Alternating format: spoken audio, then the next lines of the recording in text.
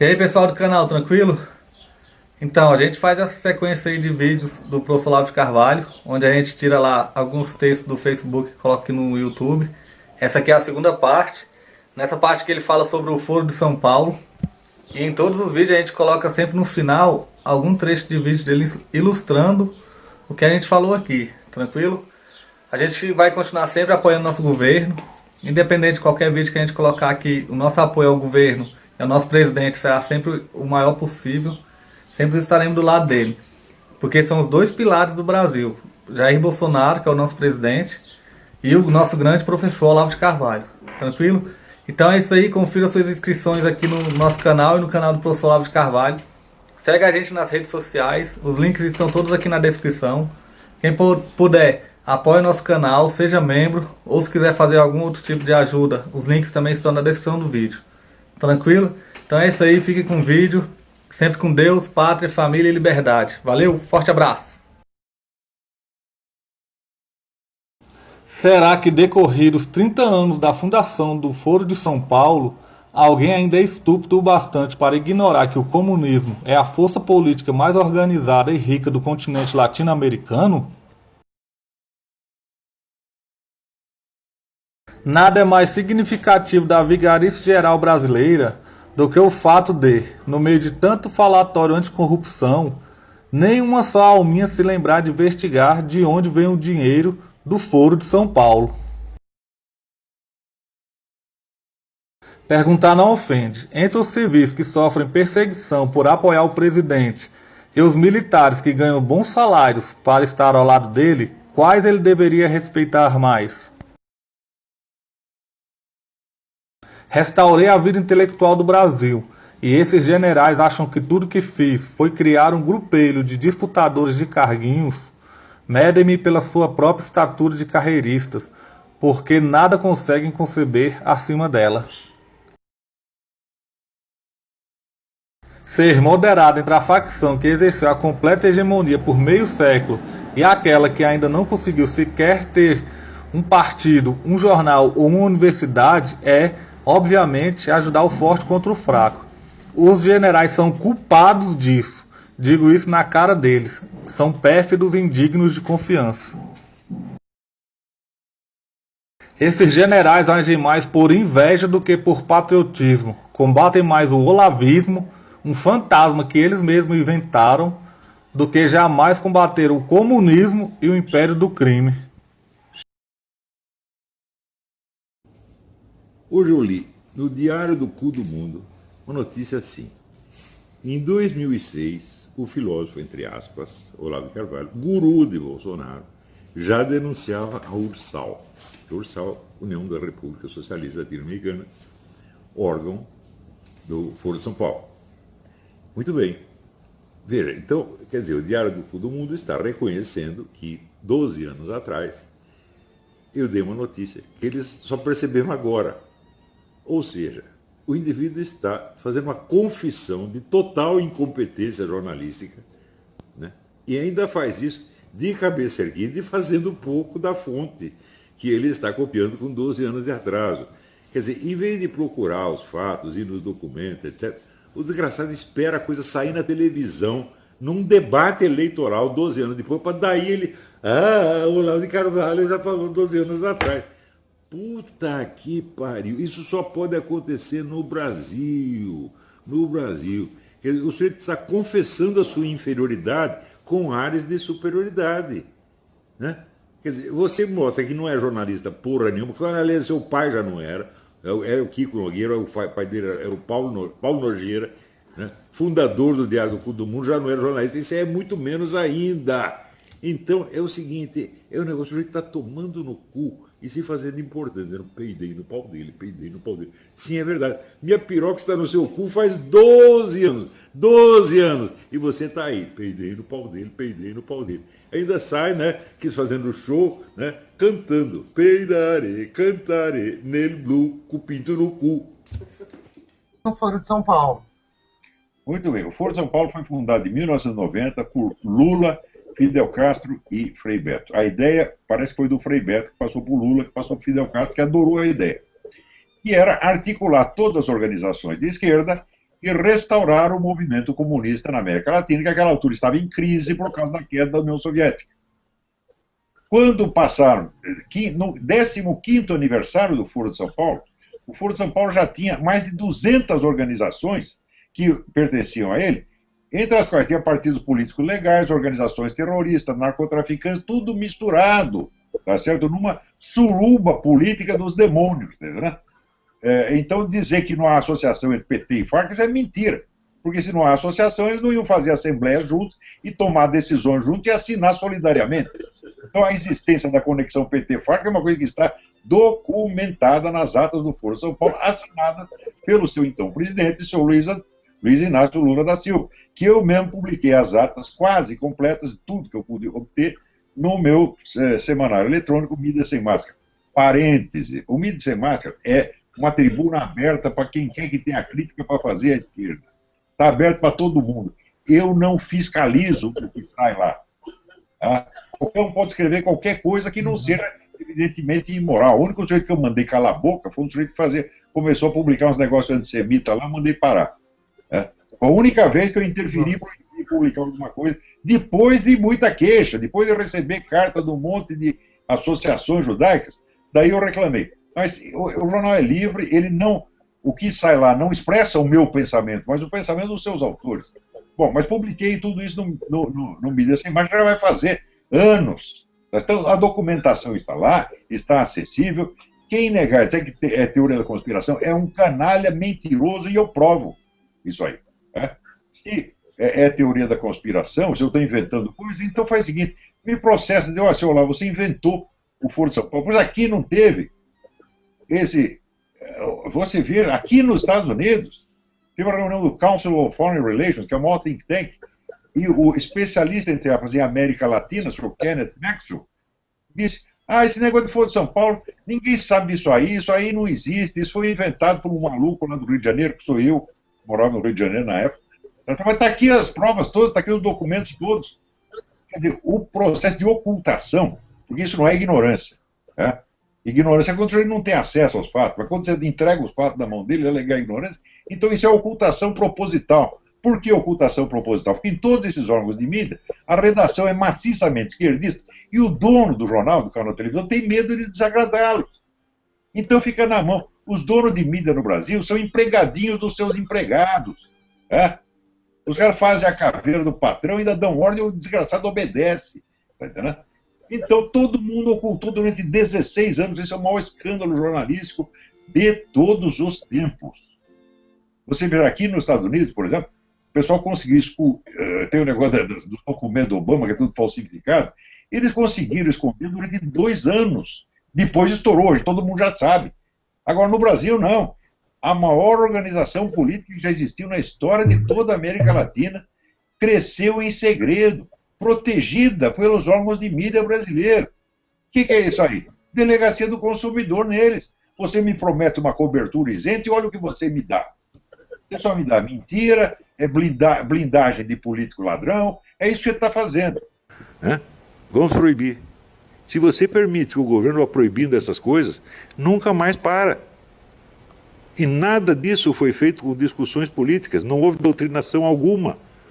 Leiam o livro do Pascal Bernardin, que chama Maquiavel Pedagogo. Publicado em francês, existe uma tradução brasileira, talvez exista uma tradução espanhola também, não sei. Uma tradução americana, acho que existe também. Do Pascal Bernardin, Maquiavel Pedagogo. Então, isso significa que esta mentalidade da dialética negativa, que conquista as almas não pela promessa de um bem futuro, mas pela promessa de uma condição sobre-humana imediata. Você está livre de todas as obrigações. Você não pode ser examinado, você não pode ser cobrado, você não pode ser analisado. Você é o olho que tudo vê e nunca é visto. Toda esta juventude está com esta mentalidade. Viraram demônios, meu Deus do céu. Então a discussão não é mais política, ela passou para um outro nível. Não é isso? E por isso é que você vê fenômenos como esse na Argentina. Quer dizer, um governo totalmente fracassado é reeleito, obtém sucesso. Por quê? Porque é isso que ele vai dar para as pessoas. Ele vai transformá-las em seres sobre-humanos. vai liberar de todas as obrigações humanas e entregar para eles um instrumento de ação com os quais eles podem oprimir, assustar, maltratar e matar a quem eles quiserem. Isso é muito mais sedutor do que a antiga utopia socialista. A utopia socialista era para o futuro, né? A presente geração vai se sacrificar, nós vamos morrer, né? Mas um dia teremos o paraíso socialista. Agora, esta promoção do sujeito a uma escala sobre-humana é imediata. Não é uma utopia. Você começa a viver isso no primeiro momento. Quer dizer, você pega um homem assim, uma fisionomia, sei lá, parecendo Schwarzenegger, né? Ele veste uma calcinha, um sutiã, e ele diz que você é obrigado a vê-lo como mulher. Né? Você diz, mas eu não aguento, eu não consigo. Tento ver uma mulher, mas eu vejo um homem. Ah, você é um criminoso, você vai para a cadeia. É isso que eles estão fazendo, gente, e nós estamos aceitando essa brincadeira. Porque não percebemos a profundidade, vamos dizer, do impulso diabólico desses homens da Escola de Frankfurt. De como é possível o sujeito sai da Alemanha nazista onde iriam matá-lo. Ele vem para um país onde é o contrário, ele tem liberdade, tem bom emprego, todo mundo trata bem, e ele diz que é a mesma coisa. Quer dizer, é uma ingratidão absolutamente demoníaca. Você não percebe a diferença da Alemanha nazista, dos Estados Unidos e a democracia americana, o que há? É? E ele diz isso não é num artiguinho de jornal, ele escreveu um livro desse tamanho, chamado Personalidade Autoritária, está lá, segundo ele, está demonstrado que a sociedade americana é igualzinha à sociedade nazista. Então por que você saiu de lá e veio para cá? Por que você não ficou lá mesmo? Hã? Ou seja, isto é o que eu chamei de paralaxe cognitiva. Paralaxe cognitiva é um deslocamento total entre o eixo da construção teórica do filósofo e o eixo da sua experiência real. Ou seja, o que ele está descrevendo, o que ele está dizendo, desmente flagrantemente a experiência real dele. E isso é uma coisa que existe, vamos dizer, é um mal permanente do pensamento ocidental nos últimos 4 ou 5 séculos. Né? Eu dou um exemplo, por exemplo, Karl Marx, o próprio Karl Marx é um exemplo disso, onde ele diz que todas as classes sociais têm uma visão deformada da história, porque elas têm interesses em jogo e a sua visão das coisas é deformada pelo seu interesse oculto. Exceto o proletariado. O proletariado não tem interesses especiais, os interesses deles coincidem com os da humanidade inteira, então o proletariado é a única classe que pode ter uma visão objetiva da realidade histórica. E em seguida, ele, Karl Marx, que não só não era um proletário, mas nunca tinha visto um proletário, escreve a visão objetiva das coisas segundo a visão proletária. Eu digo, mas espera aí, mas a sua existência é o desmentido da sua teoria. A sua existência demonstra, quer dizer, se a visão proletária é a verdade, é a realidade, a sua existência demonstra que um burguês pode ver a realidade tão bem quanto um proletário. E você acaba dizendo que ele não pode. Ou seja, a mesma coisa que escrever, eu, Karl Marx, não consigo escrever este livro. Mas você escreveu. Então, isso não é hipocrisia. Isso não é nem falsidade, isso é um outro fenômeno que eu chamei de paralaxe cognitiva. Se fosse hipocrisia, ele estaria consciente do que ele está fazendo. Mas ele escreve isso com total inocência. Ele não percebe que sua vida é um desmentido da sua obra, que a sua experiência real diz o contrário do que ele está dizendo em palavras. E hoje é claro que este pessoal da Escola de Frankfurt, todos eles padecem de paralaxe cognitiva. Porque a premissa número 1 da dialética negativa é o seguinte: eu, o autor da dialética negativa, jamais serei submetido a ela. Eu, o autor, né, da análise pejorativa, jamais serei objeto de análise pejorativa. Porque se for, você está liquidado na mesma hora. Se você pegar, por exemplo, né, Max Horkheimer era o presidente, foi o presidente da Escola de Frankfurt durante muito tempo, ele era um homem milionário, e os empregados da escola ele pagavam um salário de fome. Ou seja, ele era um capitalista mais explorador que qualquer capitalista. E ele não via nenhum problema nisso aí. Ele não fez isso de maldade, nem de hipocrisia. Ele fez porque era natural nele fazer assim. Era natural a ideia de que ele jamais seria objeto de dialética negativa. Do mesmo modo, Theodor Adorno e outros tantos. A influência que essa escola teve na América e sobretudo no Brasil é imensurável. E ela é imensurável por quê? Porque ela tem um atrativo hipnótico muito maior do que o capitalismo ou o fascismo. Veja, Karl Marx, Lenin, Mussolini, Hitler jamais conseguiram angariar tantos adeptos tão facilmente. Veja, se você pega os livros de Max Horkheimer, Theodor, são livros dificílimos de ler. De como é que isso ganha tantos adeptos? Porque você não precisa ler, meu filho. É só você aceitar uma proposta deles, você já está transfigurado no analista e condenador da humanidade. E você está livre de todas as exigências. Ninguém pode cobrar nada de você. Então você tem milhões de idiotas que viraram julgadores da humanidade. Eles estão sentados como é que se diz, numa mesa de juiz, colocam a humanidade ali na banca dos réus e condenam e pronto, acabou. E ninguém se lembra de fazer o mesmo com eles. Por quê? Porque a tradição de análise, tradição de discussão dos liberais e conservadores vem do mundo anglo-saxônico. E eles entendem tudo como se fosse uma disputa entre o Partido Conservador e o Partido Trabalhista britânico.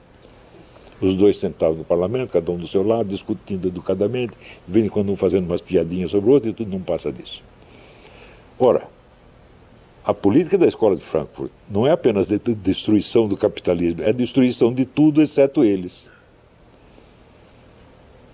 É a proposta mais cruel, mais sádica que alguém já fez.